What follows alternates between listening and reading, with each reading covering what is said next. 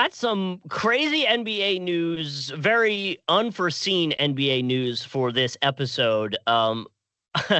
Obviously with the Memphis Grizzlies, which is like a running joke for us. What now. have you done? What have you done? We need to pick another team for me to declare fandom with so we can test this process out, because like this is 2 for 2 now. So these teams are begging. They're like, no, God, no, get him out of here. Stop. We need to pick a team that's like on the rise to see like what's up. Like maybe we do like I was looking at it. I was thinking like a team that's really cooking right now. Like maybe do it for Boston. Can you do it for Boston? Yeah, go for Boston. But like I was thinking like Clippers would be a really good example. Like if I declare through enough, don't do that to them. I know, but they're a team that's like 8-2. They're middle of the pack. It's not like bandwagon, which was the reason I went with the Grizzlies at first, and just see if like the wheels fall off, like see what happens. But we can cross that bridge when we get to our main topic, which will obviously be the news around the Grizzlies and the coach being fired. But before we get to that, another situation going on in the NBA, which is definitely a bummer in the Eastern Conference for the Bucks, who really felt like they were turning the season around. You know, they were, I think I'm sorry. I shouldn't be laughing for that. But like, do you believe that? You really think they were turning the season around? They were, man, because think about it. They were in a rough spot. They were towards the bottom of the pack after like the first few weeks of the NBA. They got themselves to, 40-33 is a record now. They're on a bit of a losing streak, so that definitely doesn't reflect. Well, yeah, now they're, but they were like fourth. They were right behind where we thought they should be with Knicks, Celtics. They were right there. We thought they were going to be able to get to the playoffs and make a good run, and they will be in the playoffs. Like, don't get me wrong. They will be in the playoffs. You got Giannis. Anything can happen, but I don't think they're going to slide far enough. You still got 5 on Atlanta right now, and Atlanta's playing better, but like there's only about 9 games left. Like it would really be an all-time meltdown for you to lose, which again, don't put it past Doc Rivers. But I think a 5-game cushion is there. It's safe for a little bit. And we can talk about Doc here in a second, because I do have a comment on that. But back to the bigger conversation, because we just went through this conversation with Wemby, is Dame is now diagnosed with deep vein thrombosis, blood clot, for those who don't know, sidelined indefinitely. We don't need to rehash the conversation with Wemby, but obviously this is the same stuff Chris Bosh had that got him out. There's been multiple players with it who definitely need to take some time, because you get put on blood thinners, and sometimes surgery is involved, just depending on where you got to go. So obviously got to be very, very, very, very, very careful with this for Dame, who is obviously older than like a Wemby who's going through this. Dame is 34. So obviously, number one goal is get him good, get him feeling better. So they kind of came out, said they're going to support him as he moves through the process. I'll be interested to see, where we go with this, just because of Dame's age. I wonder how it's handled, or what we're looking at in the next few seasons for him. I hope it's not like a Chris Bosh scenario where it does end the career. And I don't think, at least from everything that's been commented, like they're not leaning that way. But, that is just one example you have of somebody that had to deal with it as well. So that's always top of mind in this scenario, because Dame's whole point of coming to Milwaukee was to win it all with Giannis. And it would definitely suck if this kind of like stops that. I think the initial read is a little more optimistic, which I think, you've been hinting at and I mean, even Sam Amick from The Athletic, he had even said that, I think the key difference in phrasing. So when this happened with Wemby a few weeks ago, was instantly out for the season. And granted, I know the Spurs are in a radically different position than where the Bucks are right now, and what the Bucks are expecting to do with their season. But I do think it's the fact that Dame Lillard being out indefinitely versus the instant he's done for the season. There's a shred of optimism. Now, like, again, you've laid out the seriousness of this. We know what it is. Like, Brandon Ingram missed extended time when it was him. Bosh's career ended. Wemby's done for the rest of the season and probably won't ramp up till the beginning of next year. Like, there is a chance this is it for Damian Lillard this season. And obviously that'd be devastating for the Bucks. And I mean, we talked about the middle of the East in depth last week with Milwaukee and with Indy and with Detroit and with the Knicks. And, with the Bucks, like we said, it was a lot of the offensive struggles. And that's despite getting pretty solid performances night in and night out from Giannis and Dame. Like, Giannis is playing at an MVP level right now. Dame is, at least offensively, he's been giving you the points that you would expect from him at this point. Yeah, that's a lot of offense to make up from an already offensive challenged team. And that's where I want to bring in Doc Rivers' comment, because this part made me laugh. In talking about how to try to replace Dame, obviously with 10 or 9 games left in the season, says it's going to be a committee. It's not going to be one guy. It's not going to be everybody. It's not going to be Ryan and Scoot. It's going to be tough to replace Dame's offense and what he does. Maybe we'll be able to do different things defensively. Maybe we do things differently offensively, AKA he doesn't know how he's going to do this yet. And they're going to have to experiment, which is fine, but real tough to do when you've got a 9-game runway to the playoffs where things got to get locked down. So that's what makes me a little worried, at least for the Bucks, for this season, for the playoffs. Like it may, their ceiling or their goal, which is obviously finals, felt tough to get to with Dame. Yeah. Without Dame, it feels nearly impossible for it to happen. Though you have Giannis, so I back off the nearly impossible part. Still not great confidence. No, you just haven't seen it this season. Yeah. And that's what it comes down to for me, is it's like there have been, every time you think this team has turned the corner, it feels like then they go out and lose a few in a row. And there are moments of brilliance, but there hasn't been that consistency the way that there has with Cleveland, with Boston in the Eastern Conference, even with the Knicks. Like, it just feels like, and I mean, the Knicks beat them the other. Like it does feel like when the Knicks are healthy, they have another gear that they can switch to. Is that enough to win the East? That'll be the great question. But it certainly does to get by the Bucks and be above the Bucks. Like, I'm in a point now, and again, with Dame being out, they're probably going to be a first round exit. Like, if Damian Lillard is not playing, this team just isn't very good. They would be up against the Knicks in the first round right now. Right. I would go with the Knicks. I think if they could get themselves in the 5 and go up like the Pacers, I feel a little more optimistic about it. Yeah, you have that's your best case scenario. You have to get to 5. Because I mean, again, I don't think they're going to slide to 7 or 8 and play in position. Like, you still have 5 games up on Atlanta at this point. I don't think they're going to slide that far. But you get the Knicks in the first round, or you get, God forbid, Cleveland or Boston. Like, you're just not going to win that series if you're Milwaukee. No, you're not. And you got a shot against Indy. You still might lose to Indy too, honestly. And I think without Dame, you probably do lose to Indy, but I think you at least got a shot. To that, Pacers are 8-2 in their last 10, and Pistons are 7-3 in their last 10, and they now have a game and a half. I think it's a game and a half or 2 on the Bucks. So to your point, like, even these next 9-ish games, there's like you kind of need to lock down so that you can try to get to that 5 spot above the Pistons for the Bucks. Like, that's the goal. Maybe even do it to a even crazier degree and get to the 4 spot. Like, it's still attainable.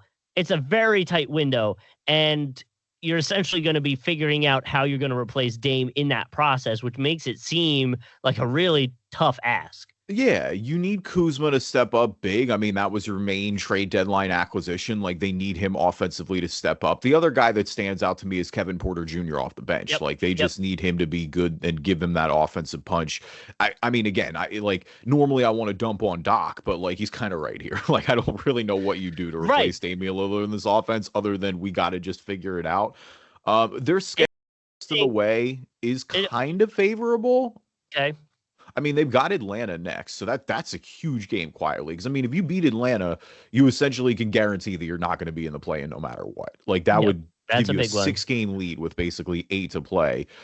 They've got Phoenix, they've got the Sixers, they've got Miami, they've got New Orleans, Minnesota, New Orleans again, and then 2 at Detroit to end the season. So that 2 at Detroit, the home and home, could be absolutely massive in terms of standing wise at that point. But I mean, look, the way the Sixers are playing right now with the Pelicans and what they're kind of trying to tank at this point as well, with Miami just not being great post Jimmy, like, those are games that you got to find a way to win. Like, you got to grind a few of those out to at least preserve your standings. Like, I mean, selfishly, I'll admit if Dame's not playing too, I as a hoops fan, I want the Indy Detroit 4 or 5 series. I think that could, a little Midwestern electric battle there. But it's just tough without Dame. Like it's tough because I already was kind of pessimistic on what their ceiling was, and now without Dame, it's just like, well, there's no point to any of this. Like we can just simulate them.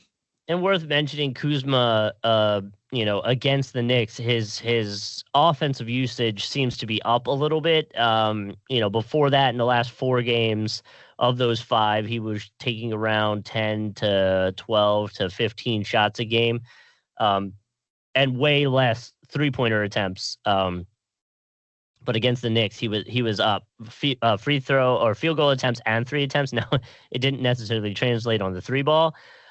But at least, he did put up 20 in that game. So you would imagine maybe that was them testing it out a little bit, seeing what's up with the Knicks and seeing if Kuzma is ready for a little bit more of an offensive role, at least with the Milwaukee Bucks now that he's there. So that's such a scary thought, Justin. Yeah. Expanded Kyle Kuzma offensive role. Like I just watched a bunch of that on the Wizards. Like, do we really need that? Is that the hope if we're Milwaukee? And that kind of goes back to why they did the trade in the first place. I'm like, was that really like how you fix this? But it is very interesting to see. Could you guess in his 24 games Kuzma is with the Milwaukee Bucks? Could you guess his 3-point percentage? God, I hope it's not like 32%, but I feel like it's somewhere around there. 32, is that your final answer? Yeah, it's my final answer. Under. Oh, God, that's so bad. 28%. How many attempts has he taken? 4.5. All right. I mean, at least he's not bombing away, but yeah, 28's rough. 28's rough, and I almost what was he shooting in Washington before he got traded? 33. Well, in his 4 years at Washington, hold on, let me see what he was doing. Not 28. So maybe that's just this year thing. So maybe his 3-pointers are just down this year. I don't know. I mean, which would be a problem for them. Which is because the year before in Washington he was at 33. 33 is pretty like average for what he was doing. His last year with the Lakers he was 36, but 33 has pretty much been his life with Washington. So maybe that's just, Washington, he's at I wonder what's going on there. Like, that's a decent dip. And the amount of shots is not down. So, like, it's down like maybe a shot a game, but he's still taking like 4 or 5 a game. Right. So I don't know. But yeah, that's not a number you want to see if that's what's going to be kind of relied on a little bit on the Milwaukee side. So either way. To each their own. Good luck, Kuzma. Yeah, good luck, Kuzma, indeed. Welcome, everybody, to the Driving Dish NBA podcast. My name is Kevin Rafuse. Joining me, as always, my co-host, Justin Cousart. Just wow. Craziest game of my life, probably. Oh, that's got to be. I'm guessing that this is somebody. Is this somebody from Bulls Lakers the other night? Yes. Okay. I actually didn't realize this guy was on the Bulls until I looked up what he was talking about. Oh, I feel like you just gave it away then. Is it Kevin Huerter? It is Kevin Huerter. Okay, yeah, I was going to say, because he did just get traded there, so that makes sense. Only has played 19, sorry. 19 games for Chicago. Dude, what an ending. Right? I mean, that's the ending of the season so far, no question about it. Josh Giddey with the casual half-court heave to win the game. They were down 5 points. They hit the corner. I think it was Patrick Williams hit the corner 3. There was like 6 seconds left, or there was maybe like 18 seconds left at the time. They steal the ball. Kobe White hits a 3 to go up 1. The Lakers, though, then hit the next shot. Like, Austin Reeves hits another huge shot. Like, he had 2 huge shots himself in the final minute there. Hits a driving layup. They go up 1 point, and then just Giddey just buries the half-court shot. Like, yeah, it's insane. That's definitely the ending of the season, no doubt. Definitely the best win of the season for the Bulls. Will be, there were some good endings because you got like the LeBron tip in. You got there were some good endings this week in basketball. Obviously, March Madness is going on too. So like, you got that basketball to be enjoying as well. I've been watching the Gators just because that's who I have in my bracket. But I mean, they're rolling. Gators look good the other night. It sure seems like I don't want to jinx them, but it sure seems like they're coming out of their region I know Auburn won last night too. I mean, it feels like Auburn's going to be the best team that they play if they both make their matchups. But the Gators look good, dude. They look like they can win the whole thing. Yeah, I gotta look at. I'm gonna be honest. You made me think about it. I haven't looked at my bracket in quite some time. If I get Duke Auburn and Duke wins, I'm gonna win for the second straight year my 95 person pool, and I don't know college basketball. How much? I won it last year, and I'm in third right now, but I'm the only one who was Duke Auburn final. A lot of people have Duke Florida. Is it a money thing? Like, is there money involved? Dude, I win like $1,800. Yeah, no, I'm trying to win. No, I'm trying to win, bro. I won last year. I'm trying to run it up twice. So I am still in first in this league, and it looks like I'm probably my projected points max. There's two people who have better projected points max than me, who are in second and tied for second. One has Michigan State winning, and the other has the Gators winning as well.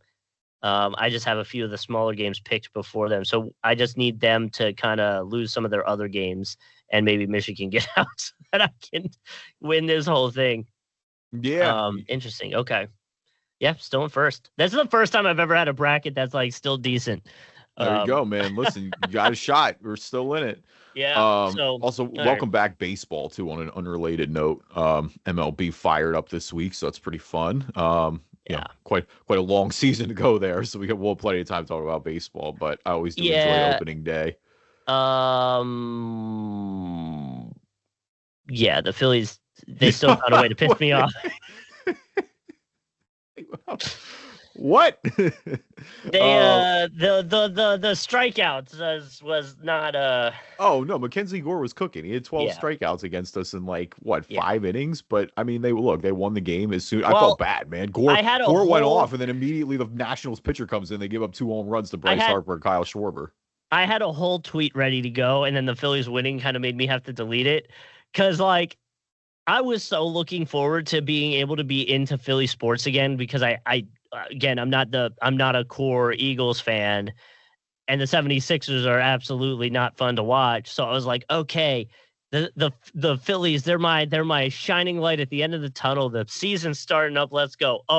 12 or I think it was 13 strikeouts right off the rip. I was like, you guys are not providing the distraction I need. And right as I tweeted that was when Harper hit the home run, and I was like, maybe I can't tweet this now. Maybe I can't tweet this now. I mean, and that's the bummer for you, where it's like, see, I'm the exact opposite because I'm so locked in on the Eagles and I'm such an Eagles fan. Like with the Eagles winning the Super Bowl, I'm vibing all summer. Sad. Like the Phillies, I hope the Phillies are good. I hope they don't have the embarrassing exit that they had last year in the playoffs. But it's all house money to me at this point. Like that's why, again, that's why I'm probably not more depressed about the state of the Sixers and the Flyers, is just because the Eagles won the Super Bowl. How can I really be upset right now? Yeah, and from the Flyers standpoint, I like hockey enough to watch it, but I don't follow it like that. Your wife is more into hockey than you are. My wife is really into hockey. Big Rangers your wife gets a little. That's the only thing I think I can get under mess with your wife about a little bit is whenever I'd throw a little Flyers joke. But the problem is we stink, so I can't really do that often. Yeah, but I made one joke about Quinny being a Flyers fan, and she was like, "Yo," she was like, "No, absolutely not." She was mad at me the other day because her grandparents snuck a Hurricanes shirt into her drawer when they were watching her over the Players Week. And I didn't think anything of it. And I was like, I haven't seen you wear this yet. So I put it on Quinn and sent her to daycare with it. Nicole picked her up. She's like, absolutely not. What are you doing? I was like, I don't know. It was in her drawer. What do you want from me? Meanwhile, I'm sitting there. I'm like, man, get the Rangers out of here. I'm like, I'm cool. I got no beef with the Canes. They're not our best friends, but they're definitely not our arch rivals either. No, and her parents are big. I think they call them Caniacs. I'm not gonna lie. That's funny. No, that's funny. I like that. I think they call them Caniacs. They are really into it. Nicole grew up 5 minutes, 10 minutes from the stadium. So it's right there. So they went to a ton of games. So they're big fans. But either way. It's a decent fanhood. Leave us a review on iTunes, good or bad. We'll read them on the podcast. If you're not an Apple user, Google Play Store, Spreaker, Spotify, TuneIn, Amazon Music, Player FM, anywhere you can find a podcast, you can find us. And we're on YouTube, Drive and Dish NBA on YouTube. You can subscribe, watch video versions of the podcast. And obviously, when you subscribe, you get notifications when new episodes are coming out. Now, a word from our sponsors. So back to our conversation of I think I'm the problem. The Memphis Grizzlies, with like a week and a half to go in the NBA season or whatever it is, like nine games. There are 9 games left in the season. Decided, hey, Taylor Jenkins ain't it. Let's move on. And that's wild one to say, because I promise you he's going to be one of the most sought after coaches, NBA, college, or wherever he ends up. For sure. He'll have another NBA job very soon. Yeah, I mean, we can go down his resume if we want, but I feel like it kind of speaks for itself. They have been not great the second half of the season, which I've been harping on the last few episodes. If you haven't watched it, they're essentially going 500. I said they were going to go 500. I think last week we joked about them potentially losing out to be in the play-in tournament. We'll see. Right now they're sitting at number 5, essentially tied with the Lakers, about 2 games ahead of the Clippers and the Warriors for that game 2.5 against the Timberwolves. But that's what I'm saying. You lose 2 more, or you lose that thing, you're sitting at 8. And they're 5-5 in their last 10, which is, again, what I've been saying for the last. They're going to go 500 out the season, which does leave a little bit of a window for those teams to maybe make up that ground, who objectively are 8-2, 7-3 in their last 10. So all that to say, it hasn't been a great second half of the season or even first half of the season with the Grizzlies. But a lot of it is in part to injuries. And, you traded Marcus Smart. So that's a little bit of the problem. I don't necessarily see the problem being Taylor Jenkins, and the timing, again, back to it, is wild. That being said, I think there's more at play behind the scenes, I'm going to assume, because that's the only way you can justify this move in my head, because now I essentially see the Grizzlies, though I probably already saw it this way, as a first-round exit. Yeah, I mean, it's interesting. So, like, Taylor Jenkins, 464, 250, 464 is the total games he coached. He was 250 and 214 overall as the Grizzlies head coach, has been the Grizz coach since 2019 when he got hired. 2013 or 9-14 in the playoffs. The furthest they went was the second round. And I mean, look, but even the loss last year to me is like injury. Because of injury, the last 2 years probably, an aberration, right? With the Morant suspension and with everything else that went on last year, like it's kind of hard to blame that on anyone. Right. Now, I think a part of it goes, okay, Taylor Jenkins has been our head coach now for 6 years. We feel like, and a lot of what you and I have talked about the last few weeks of the Grizz, right, is that this team just, it feels like they've been kind of stuck in neutral. Like, they're definitely not bad. And part of it has been, again, due to injuries. Basically, everyone on their roster that's a major player has missed time. Mm-hmm. This 5-game road trip was probably what sealed his fate. I mean, they've been on the road the last 5, and, 2 of those losses are to OKC and the Clippers. And like you said, mentioned a little earlier, Clippers have been surging recently. But you got a loss to Sacramento, who's been struggling recently big time. You got a loss to Portland, who, again, has been playing better, but that's a game you got to win if you're going to play for seeding here. Your only win has been over Utah, who is the worst team in the NBA right now. And you got a pretty tough slate ahead. I mean, you have, of your next 5 games of these last 9, you got Lakers, Celtics, Golden State. You got a little bit of a reprieve on Miami, but even that's on the road. And then you got Detroit on the road, who obviously has been much better and improved this season. It's going to be tough. And I think that, there's been a little bit of the disconnect, I think, playing style wise. You've seen them just swap Edey out and go small, where it seems like other times they're just trying to bully teams over with Edey. So it's almost like there hasn't been the most consistent philosophy there. There were those comments a few weeks ago with John Morant being like, I don't even know why I'm playing right now with this shoulder injury. Desmond Bane was getting into it on the sideline a little bit ago, not with Taylor Jenkins, but just with other players. Like, I don't know. You're right. The vibes seem off, but I also am sitting here going, hey, they've felt off for a while now. Why are you pulling the plug here with 9 games left? And I mean, that it is like it feels like there's certainly a deeper, darker link here, right? Like you're gonna make the playoffs no matter what. You're not gonna fully spiral into the play-in game, it seems like, if you're the Grizz. And look, I don't know. It seems like if you're gonna make the decision, I'm almost surprised that like you don't ride it out. And, if you take the early exit, so be it. It feels like that's going to happen no matter what. But it must have gotten pretty bad behind the scenes for them to make this decision, because it doesn't feel like the ceiling is going to change at all. But for them saying, hey, you know what, let's just get ahead of this. We'd rather finish this out with an interim coach. Yeah. That's just crazy to think about when, the Grizzlies 2 seasons ago were one of the breakout young squads that everybody was excited about, and they still are one of the youngest rosters in the NBA. Like, I feel like that gets kind of lost here. I think they have the 3rd youngest roster in the league right now. So there's still a lot of potential here. There's the narrative has not been written about this squad. Right. But it certainly seems like they got to take it back a little bit because it's gotten off track for sure.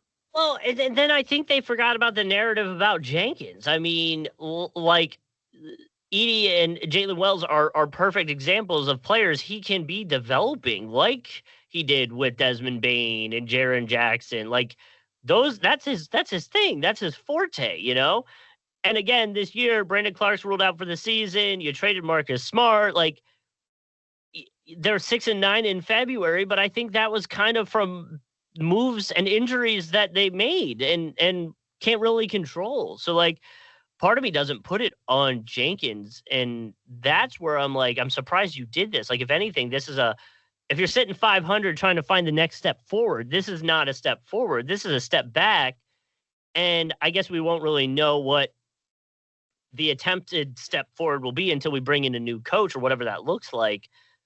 But this, to me, is full-on give-up vibes, and I wonder if we start having the Ja Morant injury conversation a little bit more now, It feels like we're going to have that. It feels like they've been kind of going towards that all year, that they've been trying to have the Ja Morant conversation. Yeah. It feels like there are times where it feels like they've almost been ready to move on, and that's been kind of surprising because he's certainly been effective when he's been in the lineup. Right. I don't know. I mean, you're right. Taylor Jenkins had 3 50-win seasons, or they were about to have 50 this year. And I know they have struggled post All-Star break. Like, they're 8-11 since the end of the All-Star break. I don't know. Like, they had shaken up the staff coaching wise a little bit this past off season. But you're right. Like, to do this with 9 games left, it certainly feels like you're already giving up on the season. But what does that say about? It's almost like that. I'm as an outsider then looking concerned about the organization. If I'm saying, hey, well, if you're doing this now, like, what has happened behind the scenes here that we have to do this now? That, or do you know something about some of your guys that's not going to let you have a full run in the playoffs? Like, is Ja Morant not going to be good for the playoffs? I don't know. Like, you know what I mean? Like, that's the vibe I got out of it, is you're fully like, all right, let's move on to the next season. When you quite literally have enough of a record, like the Nuggets only have like 3 more wins than you guys. Yeah. Like, that's crazy. I just don't look at the Grizzlies and of any issues they've had and go, man, it's because they're poorly coached. Right. And it's kind of, so I'm like, why'd you fire the coach? Like, if anything, I would say, wow, look at the record you have with the issues you've had this year. And that's on the coach. And that's a positive light. Like, with everything you guys have been dealing with, you're 44-29. Yes, you've had a little bit of a skid here, but again, the injuries are coming through. And so, to me, unless like maybe Taylor Jenkins is like, yo, this ain't it, I want out, I'm done. Like, I don't know. Yeah, it's definitely weird. I mean, they've had some style shifts this year too, going away from less pick and roll, but again, it's worked. And so that's why I'm a little, it's bizarre. I mean, we'll see what happens. Like I said, definitely, it certainly seems like that's the biggest red flag you could have for the Grizz going into the playoffs. Is this happening now? Agreed. And like you said, I mean, you mentioned it a little earlier as, we get ready to switch gears, but I think Taylor Jenkins will be coaching another NBA team here sooner than later. I don't really think we're going to be missing out too much. He's definitely been one of the better coaches in the league. Coach of the year runner-up a few years ago as well. So he'll definitely he'll definitely have another job sooner than later. All right, who's balling? Who's falling? Our NBA version of the stock market. We always like start with the good before the bad. So balling for me this week, I've got Nikola Jokic, who I don't know if you saw his Euro step 65-foot heave against the Jazz the other night. One-handed, just yeah, like, just casual. So balling enough off that shot. But, shout out to Owen Phillips on Twitter for this. Nikola Jokic, due to all his heaves, is actually leading the league in average three-point attempt distance. His three-point attempt is 28.7 feet right now. He's got 19 heaves. For some perspective, the people that you would expect are right behind him. So, number 2 is Trae Young at 27.7%. Then you've got LaMelo Ball at 27.6%. Jordan Poole at 27.6%. But again, those are guys you would expect to be taking deep threes. Jokic is out here heaving. But again, just the more ridiculous part about it, though, for the season, Jokic is shooting 41.7% from beyond the arc. Dude is locked in, man. You gotta appreciate the whatever that is. Greatness. No, it's greatness. I mean, straight up. Jokic to me, again, no disrespect to Giannis, but Jokic is the best player in the NBA in my eyes right now. I think so too. Yep. I know. I think it was Teague. Jeff Teague might have done a countdown of the top players in the NBA, and Jokic was one. I think Luka was on the list. I can't remember everyone else on his list, but it was a good list. Steph is not on this top 10 list, by the way. It's the top 10 for distance is Jokic, Trae, LaMelo, Jordan Poole, Porzingis, Wemby, Dame, Eric Gordon. Is funny. Yeah, Porzingis is kind of funny too. Dame, Eric Gordon, Luka, and Tyrese Halliburton. Okay. So, Ballin for me is going to the Utah Jazz, and specifically Walker Kessler, who has been given the green light. Go. Do not, and actually, I guess collect $200 and potentially a high draft pick, because holy hell, he has been taking a significant amount of threes in certain games. Like against Cleveland, he took 8. Against Washington, he took 6. Against Minnesota, he took 6. And you would go, man, if he's continuing to do that, that must mean he's having a great shooting percentage from 3. No, he is not. In the month of March, he has made 4 threes total in all of his games, which is 11, and he has shot 27 threes, and that brings him to a 14% three-point percentage. Now, there are some games where he's not taking threes, and we appreciate him for that, but there are some games where, man, he is just letting it fly, and obviously probably a strategic part of the tank.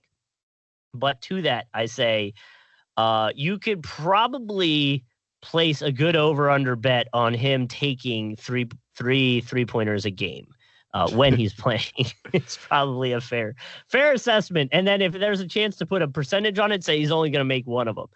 I mean, listen, we're at that point of the year where, look, you're going to get, especially in the tank race, you're going to get some green lights. You're going to get some wild stats. This is one of them. Yeah, this is one of them. And I mean, Walker Kessler's an NBA player. He's not somebody out here fighting for his next contract. No. He's a solid NBA player. But you're right. Him taking this many 3-pointers is wild.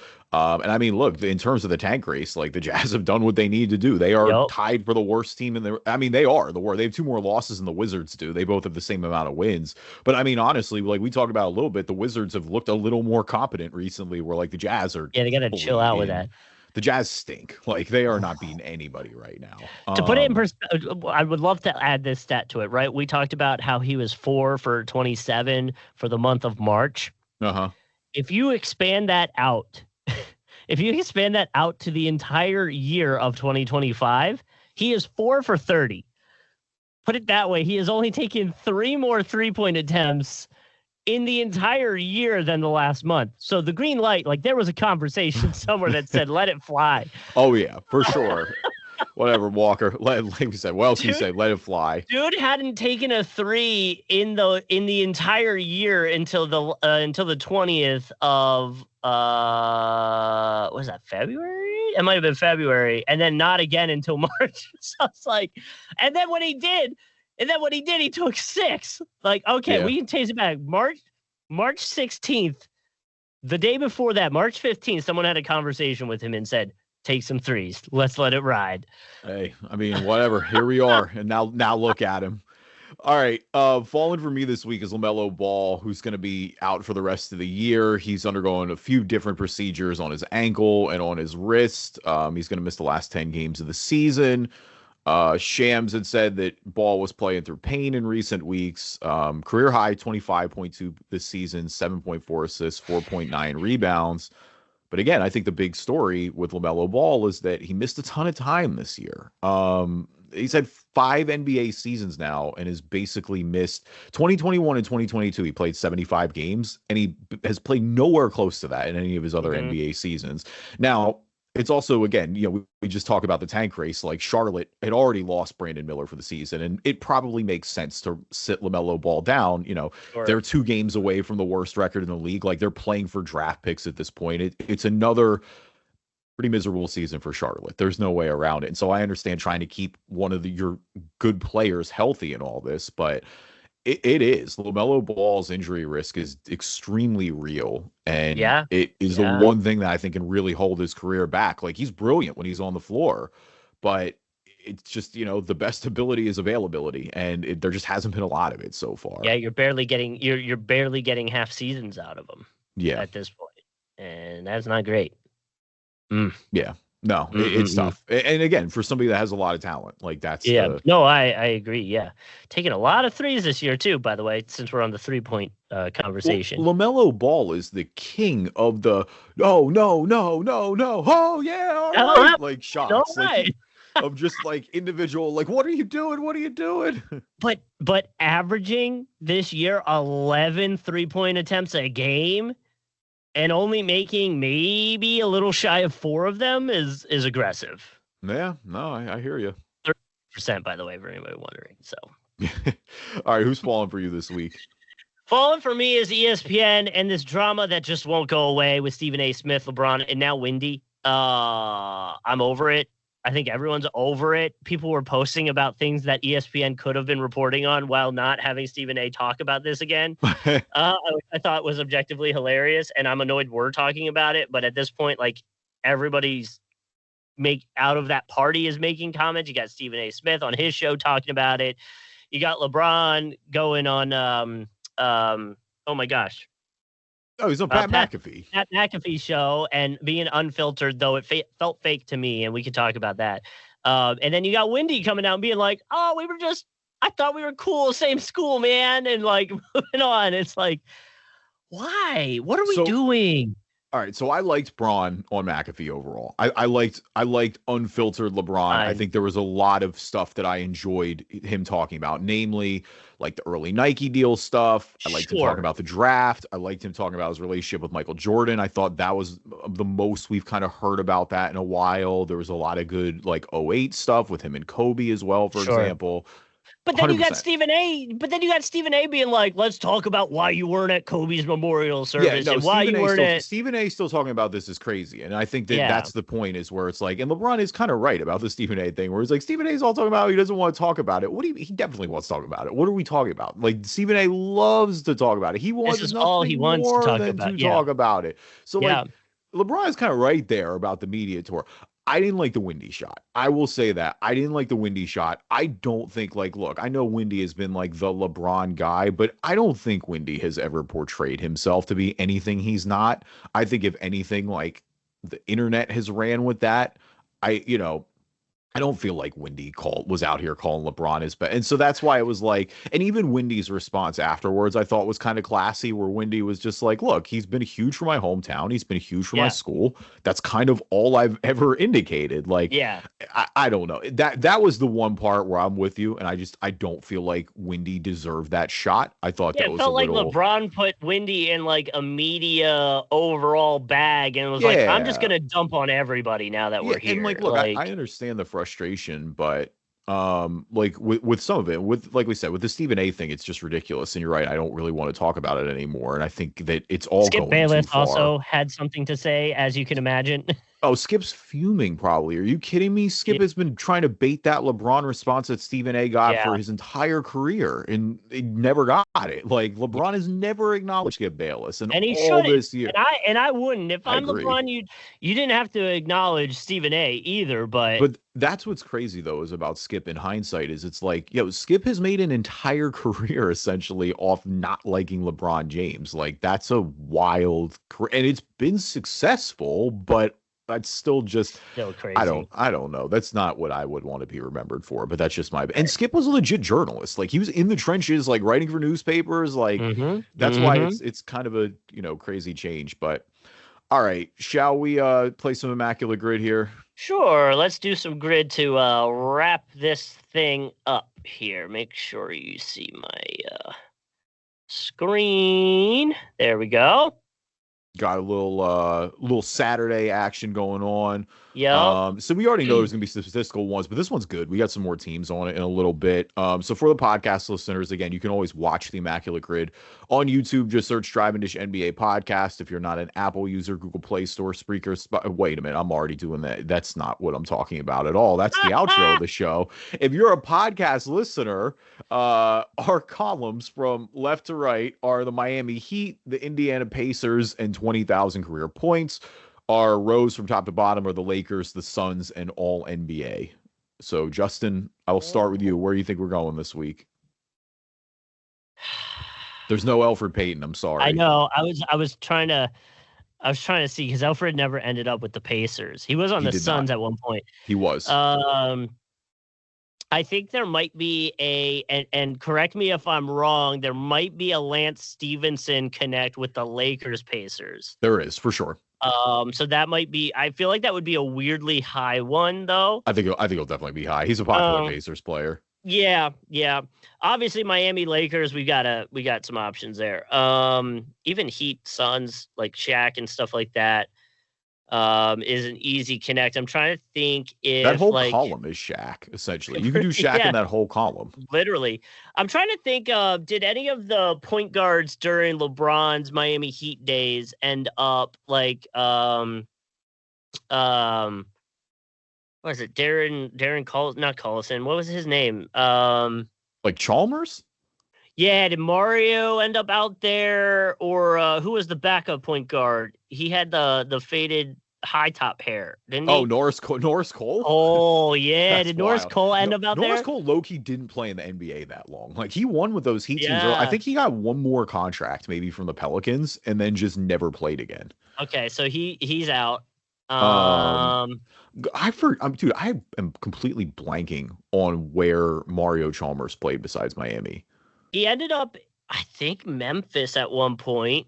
Memphis or the Mavericks at one point, I thought. Oh, okay. Heat, Miami. Let me keep thinking. Obviously, LeBron. Memphis was it. I'm cheating on Mario Chalmers, but it was only Memphis. He only played for Memphis and the Heat. He played for the Heat till 2016, and he played 2 seasons with the Grizz. Because didn't Kelly Olynyk end up on the Heat? Kelly Olynyk was definitely on the Heat, yeah. Did he end up Lakers or Suns? I don't think so. I don't think so either. For all the teams Kelly Olynyk has played for, I don't think he played for. And actually, just kidding. He might have played for Phoenix, I think. He definitely didn't play for the Lakers. I don't remember him. I don't remember him on either of those. No, I remember him on Detroit. I remember him on.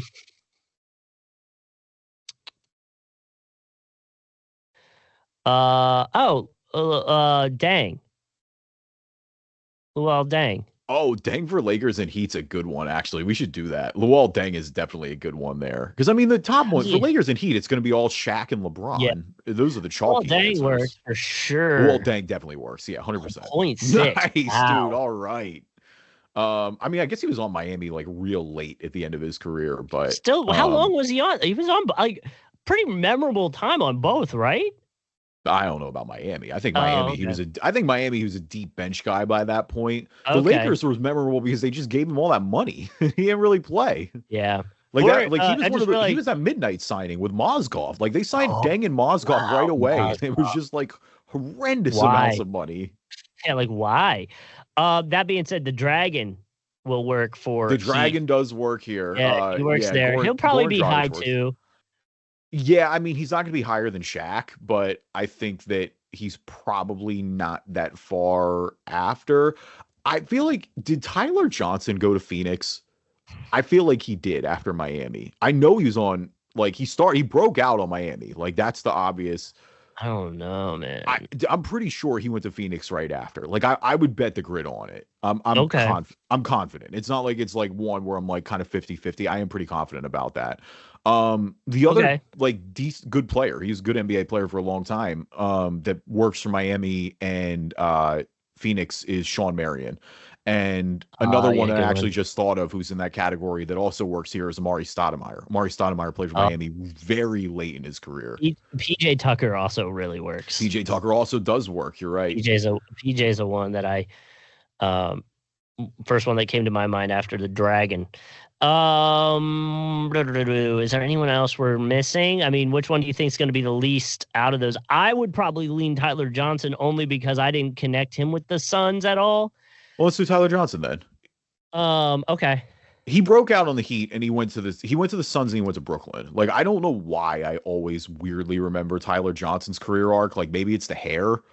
Because like he was one of the He was one of the OG like Heat culture guys who, right? He broke out, like was a very nobody had ever heard of guy, got himself a big contract, like he got the SPO stimulus, if you will. Yeah. So, in terms of all-star for Heat, I mean LeBron, Shaq. Yeah, Bron, Wade, Shaq. Bosh probably was all NBA. Wait, who did you say? Bosh. I just said LeBron and Shaq. Oh, LeBron, Shaq, Bosh, Wade all were for sure. I mean, Jimmy was for sure. I would think Alonzo Mourning was. I'm not 100% there because it's all NBA. If it was all star, I'd be for sure. All NBA, I'm a little more like, but I feel like Alonzo Mourning had to be all NBA at some point. We said Wade, right? Yeah. Okay. I'm just making sure. Wade's got to be number one. Yeah. Well, honestly, I think Shaq and Wade are probably 1 and 2. Probably Shaq, Wade, LeBron, or Shaq, Wade, LeBron are all, gonna be right there. Why don't we do Mourning then? Alonzo? Yeah, I think Alonzo Mourning has definitely made an all NBA team. MOU. Yeah.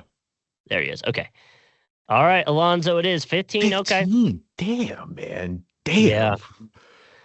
Oh, dude, I'm not gonna lie. I thought that'd be lower. I mean, I guess with Shaq being used everywhere else, but like you said, with Bron and with Wade and with wow, Chris Bosh. Oh yeah, okay. Chris Bosh actually never made an all NBA team with Miami. He did, but not with Miami. He made one. He only made one. It was with Toronto in 06 and 07. That's kind of surprising. Anyway, I digress. Yeah, so Phoenix, Pacers and Lakers, definitely Lance works for sure. I got a good one that just popped in my head for Pacers, and I got to ask if you think he actually played any games for them.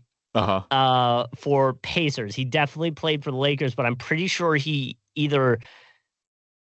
think he went there after the Sixers. Bynum.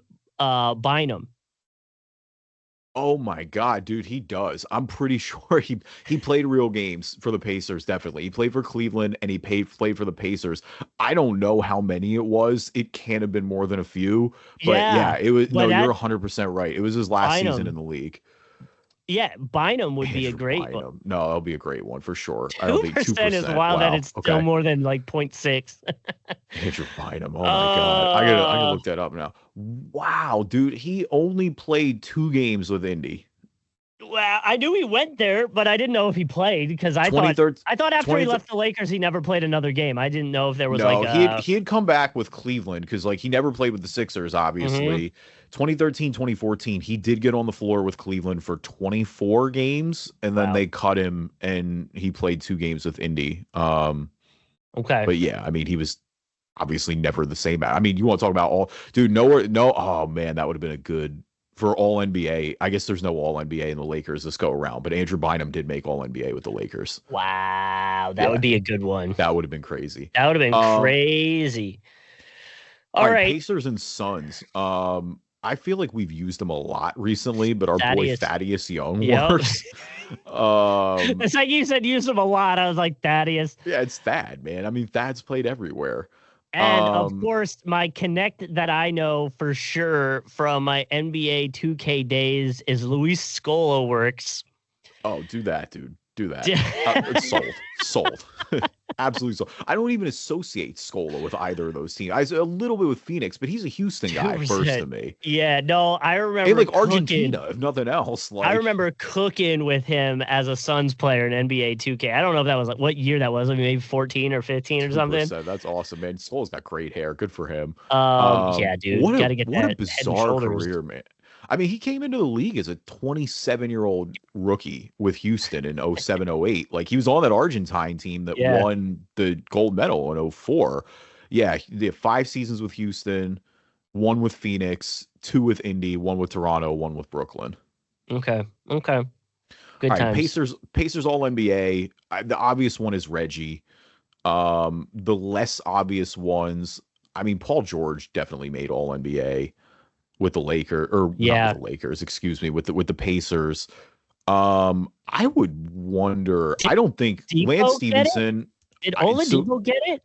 Dude, he might have. Oladipo is one that I was going to come back to. The other one is that was on that Paul George team. I did Hibbert.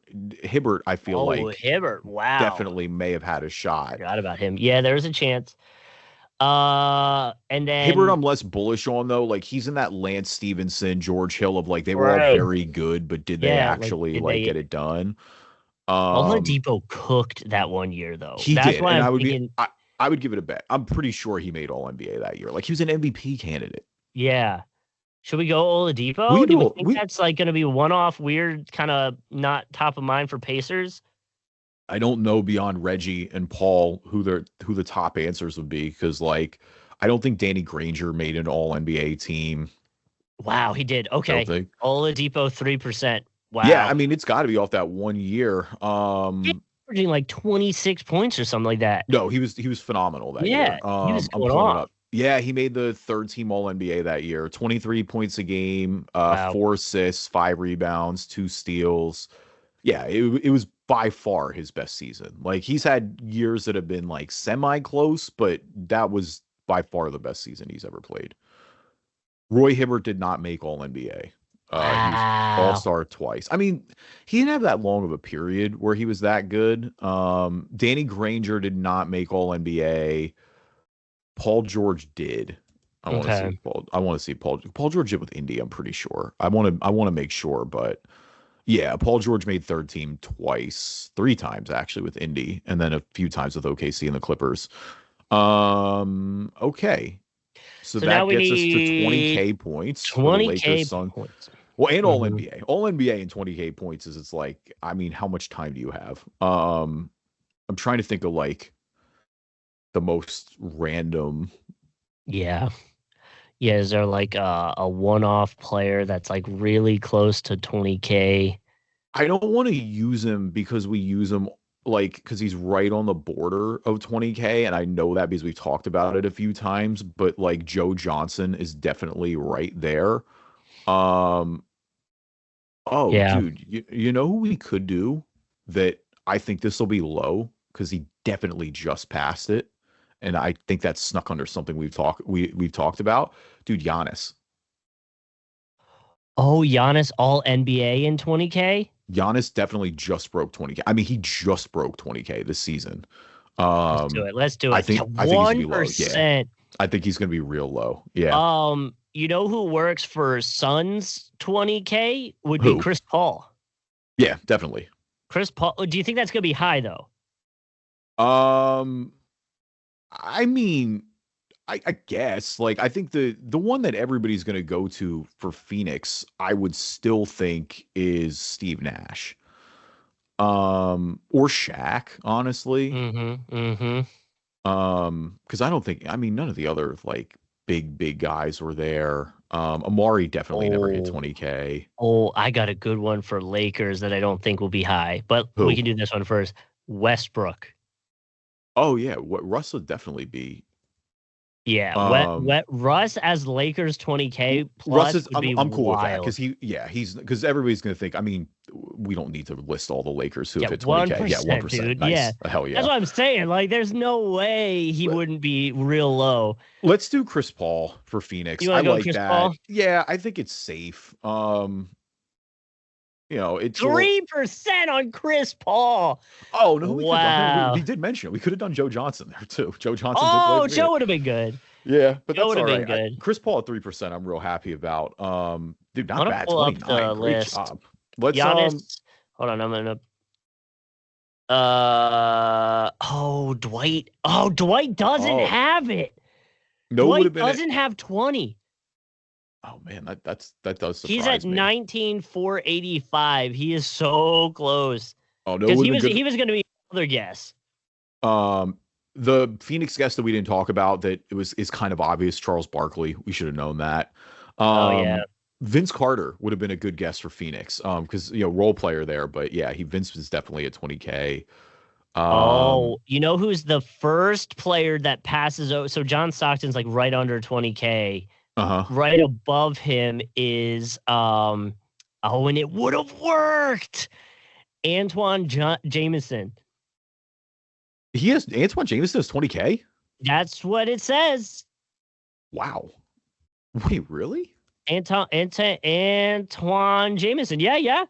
Wow. I did not think that he Golden was State, Dallas, Washington, Cleveland, Lakers, Clippers at the end of this. 20,042 points. He's like the first one to go over. Yeah. He's okay. one Wow. you got to keep in your back pocket because he so works for Giannis, like so many different teams. So is he the bar? So he's the bar between guys who have it and guys who don't. He's the low mark. He literally is. He's at 20K 42, and then John Stockton's right below him at 19,711. 19,711. Yeah, Giannis just jumped. Joe Johnson's right above Giannis, Yep. and then LaMarcus Aldridge is a good one to hold on to. Yeah, there's a bunch. I mean, Mitch Richmond would have been a great one for the Lakers just because he was so late in his career when he was there. Pau Gasol is another one we have. Gary Payton would have been a good one for the Lakers. But yeah, it's the Lakers. You got a lot of options. Can we scroll down to most popular guesses here? All right, so for Lakers and Heat, LeBron James. For Pacers and Lakers, Meta World Peace. Wow, we forgot about our boy. That's crazy. TJ Warren being the most. I love that. Pacers and Suns. Yeah, absolutely. I love that. Lakers 20K career points, Kareem Abdul-Jabbar. Suns and Heat, Shaq. Like Justin said, Suns and Pacers, TJ Warren. Suns 20K, Charles Barkley. Heat All-NBA, Dwayne Wade. Pacers All-NBA, Reggie Miller. All-NBA and 20K career points, Michael Jordan. The hardest box was the TJ Warren box, Suns and Pacers. That makes sense. I feel like there's not a ton of overlap there. We want to recap our grid one last time. So for Lakers and Heat, we got Luol Deng. For Pacers and Lakers, Andrew Bynum. For Lakers, 20K career points, Russell Westbrook. Suns and Heat, Tyler Johnson. Suns and Pacers, Luis Scola. Suns, 20K career points, Chris Paul. Heat All-NBA, Alonzo Mourning. Pacers All-NBA, Victor Oladipo. All-NBA 20K career points, Giannis Antetokounmpo. Dude, how about Alonzo Mourning being our high at 15%? Like, that's kind of crazy this week. Not too bad at all. Thank you, everybody, for listening to this episode of the Drive and Dish NBA podcast. We appreciate you guys as always. Leave us a review on iTunes, good or bad. We'll read them on the podcast. If you're not an Apple user, Google Play Store, Spreaker, Spotify, TuneIn, Amazon Music, Player FM, anywhere you can find a podcast, you can find us. And we're on YouTube. Just search Drive and Dish NBA podcast. You can watch a video version there and subscribe so you get notifications when new episodes are coming out.